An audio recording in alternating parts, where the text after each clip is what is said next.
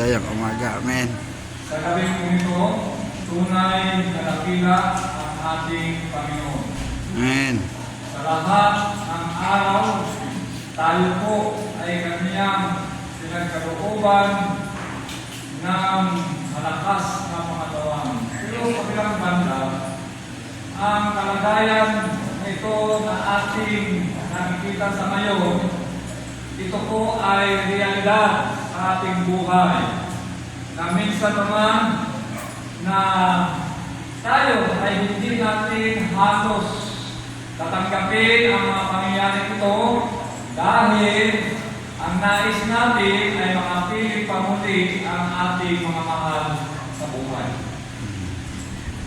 Subalit, ang Diyos ay mayroon pong pag-asa na pinagkaloob sa bawat mananampalataya. Kapag tayo ay tunay na nananampalataya, ay mayroon pong pangako ang Diyos sa bawat isa sa atin. Kaya, kapag dumating ang ganitong kalagayan sa ating buhay, naglungkot man tayo, pero sa kabilang iyon ay pamalitan po ng tunay na kagalakan. Sa aklat ng Counsels for the Church, sa introduction pa lamang mga mahal kong kapatid, ang ating Panginoon to Mrs. Ellen G. White ay meron na po siyang mensahe para sa mga tapat na mananampalataya. Introduction pa lamang. Once na ating mabasahin ang Counsel for the Church, ma-picture out natin ang sinabi ng ating Panginoon na tayo ay Kanya pong binigyan ng pangako na kung tayo ay tapat na manampalataya, tayo po ay magkakaroon ng buhay na walang hanggan. Ito po ang statement. All Seventh-day Adventists look forward knowingly to the time when Jesus will come to take them to the heavenly home that He has gone to prepare for them. Ano raw? Ang lahat ng mga Seventh-day Adventists na tayo ang looking forward for the coming of Jesus Christ.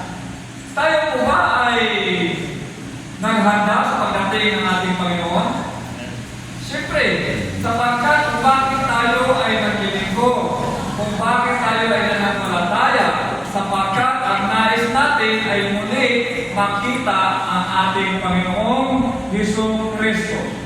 In that better land, there will be no more sin, no disappointment, no hunger, no poverty, no sickness, and no death. Kapag ating mabasa ito at maranasan sa ating pamilya na mayroong mamatay, mga mahal ko kapatid, ito po ay isang pag-asa na ating mamanghawakan na sa kabila ng kamatayan ay mayroon pong pagkabuhay na magkulit. Ano pong pipiliin natin? Ang ating kaluluwa espiritu ay nagpapagpamutan o ang ating espiritu kaluluwa ay pupunta sa hayop? So kung pupunta sa hayop, pipiliin na natin yung hayop na mabangis na kapag sino man yung pumatay sa ating mga kamag-anak, yun ang gaganti na abangan. Pero wala walang gano'n. Pero bakit mayroong mag-aaral? Mamahal pa rin gano'n.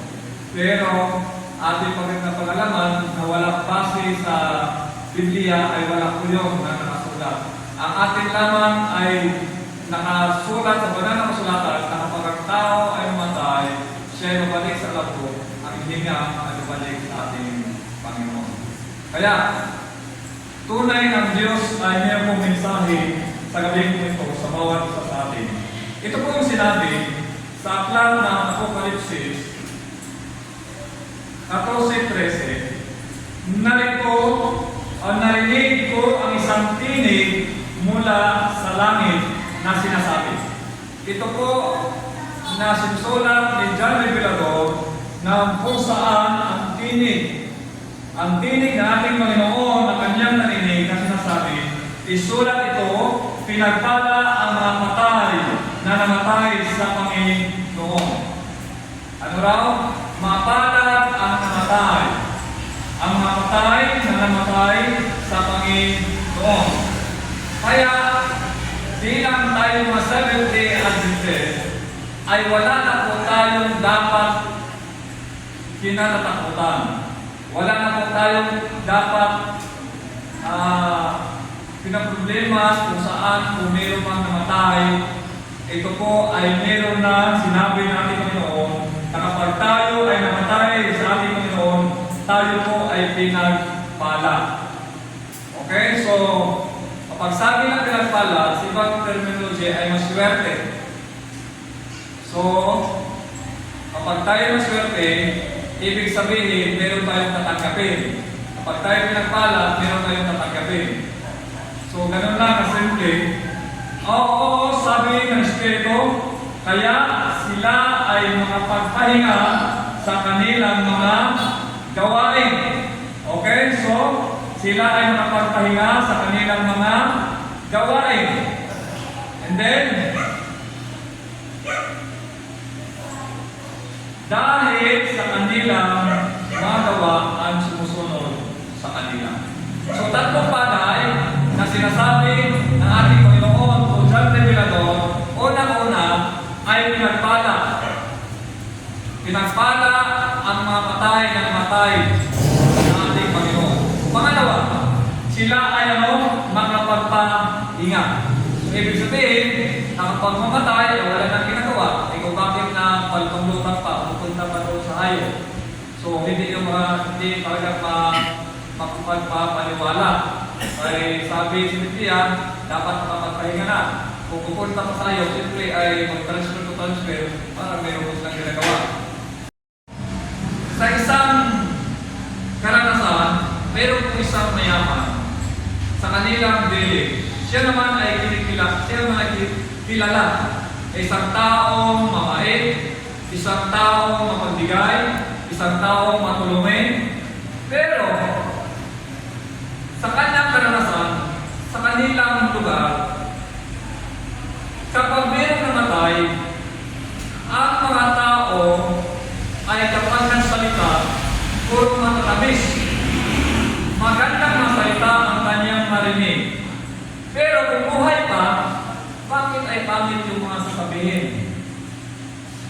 Pero sa kanyang naisip na meron silang ginawa sa kanyang asawa para sa panahon na yun ba, yung grant na ginagawa o na nag-social experiment. Sinabi ng kanyang asawa na gagawin natin ito upang marinig ko kung ano man ang sasabihin ng mga tao sa palibot natin. Kasi sila ay kilala, sila ay mayaman, para marinig niya kung meron pa talagang mga mensahe para sa kanya na mabuti o masama. Sabi niya, sige, gawin natin na ako ay ideklara na patay na at daroon yung kabaong, gagawin lahat. Andun ay handa yung mga snacks o pagkain at buksan yung ating gate para mga tao ay makapasok. So magkaroon ng mga pagsasalita, mga programa. So ginawa po nila yun. So ibig sabihin ay maraming mga tao ang pumasok sa kanilang bahay. Yun. So nagkaroon sila ng programa, mayroon pa nagsalita. So siya naman ay doon sa madilim na kung saan ay tumitingin at nakikinig kung ano man ang mga sinasabi ng mga tao. So, sa pagsasalita ng mga tao, sa unang salita pa lamang ay kanyang narinig ang mga magandang mensahe sa para sa kanya. Napakaganda. Pangalawa, pangatlo, magandang mensahe, walang mensahe na masama, kundi lahat ay maganda. So, madaling sabi ay tapos na yung mga masalita ng programa at kanyang naisip, sabi niya, mas mabuti pala na gumawa tayo ng mabuti sa ating kapwa. Ay totoo din naman, sapagkat ang tao ito ay napakabuti, tumutulong. So, narinig niya mismo na kung saan ang mga sinasabi ng mga tao ay lahat ay mabuti. Ang karakter ng ating ng Panginoon ay dapat matularan natin bilang tayo ay bayan ng Diyos. Ibig sabihin, walang ibang dadating sa langit kundi yung ating karakter. Christ-likeness character. Nakita natin yung tao ito na kanya pong ginawa ng social experiment kung paano ang mga tao na magsalita para sa kanya. Sapagkat ginawa niya ang lahat sa kanya pong barangay, pagtulong, lahat ay ginawa niya. Pero yun po ang kanyang narinig sa bibig ng kanyang mga kabarangay, ang lahat na sinasabi ay mabuti. Ibig lang sabihin, sa buhay natin bilang tayo mga Seventh-day Adventist kapatid, malinaw na sinasabi ng ating Panginoon na dapat ating tularan siya. Siya ay nagbigay ng halimbawa, dapat ay ating tularan. Upang magkagayo, kung dumating man ang kamatayan sa ating buhay, ang lahat sasabihin sa atin ay matatamis ng mga salita. Magandang mensahe. Bakit? Sapagkat nakita din ng bawat isa ang tao ito ay tapat at matuwid sa harapan ng ating Panginoon. Kaya sa gabi po ito, mga mahal na kapatid, ang pangako ng ating Panginoon ay siya ay babalik.